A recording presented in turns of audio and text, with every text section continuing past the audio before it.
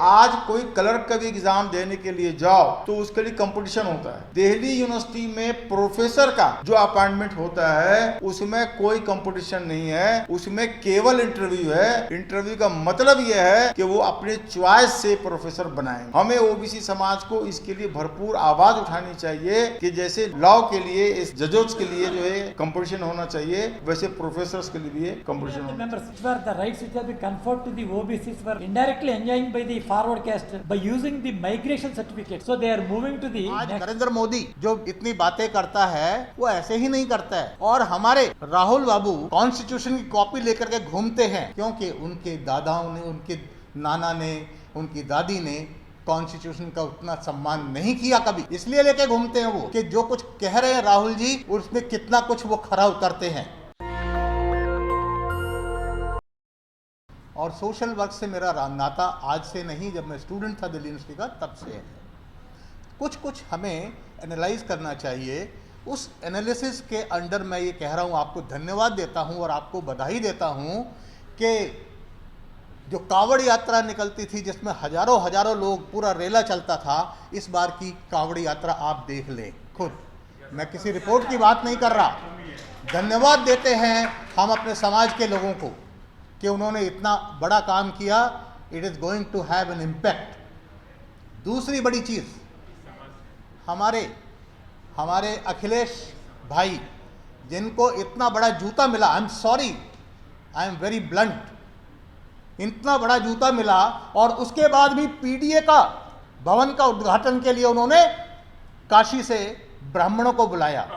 कैसे विश्वास कर ले हम अपनी लीडरशिप पर? हमें अपनी लीडरशिप को भी देखना पड़ेगा।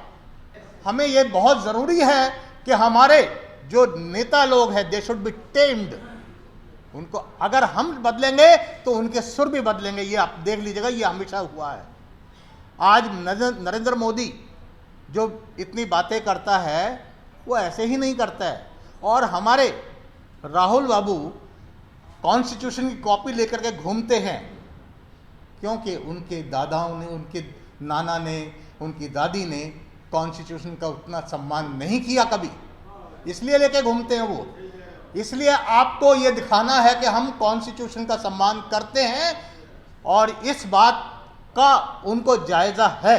अभी तो देखना, टेस्ट करना बाकी है कि जो कुछ कह रहे हैं राहुल जी उसमें कितना कुछ वो खरा उतरते हैं। क्योंकि अभी हमारे बहुत आदरणीय लक्ष्मण यादव जी बोल के गए और उन्होंने एक रेफरेंस दिया उनका कि उन्होंने कहा था कि मैं जीतूं या हारूं, अगर जीत गया तो भी ईवीएम हटाऊंगा। I cannot believe it, I am sorry to say it. अगर इतना बड़ा जूता पड़ने के बाद भी अगर कोई आदमी नहीं समझता है तो मैं विश्वास नहीं कर सकता कि वो ईवीएम हटाएंगे। वो उतने सीरियस हैं कि जातिगत जनगणना पे अभी पीछे बड़ा शोर मचा था। अभी जो यहाँ पर फोटो लगाया गया है मुख्यमंत्री जी का, उन्होंने कहा कि जातिगत जनगणना से वैमनस्य फैलेगा, इसमें जाति की भावना बढ़ेगी और बंटवारा होगा। तो उन्होंने नारा दिया, बटोगे तो कटोगे, ये नारा इन्होंने दिया था। और ये इनका एम था ये कि भाई इस तरीके के नारा दे करके हम हिंदू समाज को इकट्ठा करेंगे।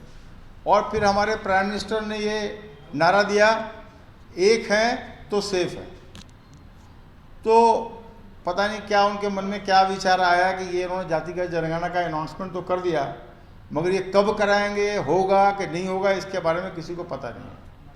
जहाँ तक रिजर्वेशन की बात है, अभी सारे वक्ताओं ने सारी बातें करी। मैं एक शब्द और बताऊंगा आपको कि दिल्ली यूनिवर्सिटी में 1905 या 1910 से बनी है दिल्ली यूनिवर्सिटी, उसमें एक या दो प्रिंसिपल को छोड़ के आज तक कोई भी प्रिंसिपल एससी समाज से नहीं हुआ है।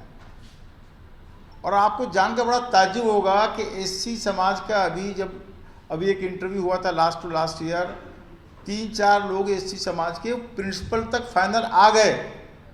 और जब ये पता लगा कि एससी समाज की ये महिला या पुरुष दिल्ली यूनिवर्सिटी के प्रिंसिपल होने वाली हैं, कॉलेज के प्रिंसिपल होने वाले हैं, तो उस पूरी प्रोसेस को, जो इंटरव्यू लिया गया, उस पूरी प्रोसेस को वो कर दिया गया, मतलब कि समझिए कि उसको ख़त्म कर दिया गया। उसको निरस्त कर दिया गया और दोबारा से इंटरव्यू लेकर के फिर दोबारा से उसका चयन किया गया। दूसरी बात यह है कि आज कोई क्लर्क का भी एग्ज़ाम देने के लिए जाओ तो उसके लिए कंपटीशन होता है। दिल्ली यूनिवर्सिटी में प्रोफेसर का जो अपॉइंटमेंट होता है उसमें कोई कंपटीशन नहीं है, उसमें केवल इंटरव्यू है। इंटरव्यू का मतलब यह है कि वो अपने चॉइस से प्रोफेसर बनाएंगे। हमें ओबीसी समाज को इसके लिए भरपूर आवाज़ उठानी चाहिए कि जैसे लॉ के लिए, इस जजों के लिए जो है कंपटीशन होना चाहिए, वैसे प्रोफेसर्स के लिए भी कंपटीशन होना चाहिए। Before the National Commission of Backward Classes on one basis, that is, many of the castes from one state, they have been declared as BCs. They had been declared in other state as BC. Here they are OCs. In the next state they are backward. They are deemed to be as forward caste. Because of these things, many of the members, which were the rights which have been conferred to the OBCs, were indirectly enjoying by the forward caste by using the migration certificates. So they are moving to the next state and they are obtaining the certificates as BCs. So basically on that, even now also, he has said that the members, there was a list prepared from the central government. To the best of my knowledge, I knew that some of the members of forward classes, they got their certificate from other states as a backward classes and they tried their level best to enter into it. So I restricted to the concerned authorities making all those things. Definitely he made a valuable point. So let us hope that in the short term, this Gangaram, Hamsraj Gangaram is now the chairman for the National Commission for Backward Class. So that is the main cause for not filling up the post. So, national Dastak की आपसे गुजारिश है कि अगर इसको बचाना चाहते हैं तो नेशनल दस्तक को सब्सक्राइब करने के लिए रेड कलर के सब्सक्राइब बटन को दबाएं, फिर बेल आइकन की घंटी दबाएं। नेशनल दस्तक को बचाने के लिए बहुत ज़रूरी है कि हर खबर को शेयर करें, लाइक करें, कमेंट जरूर करें।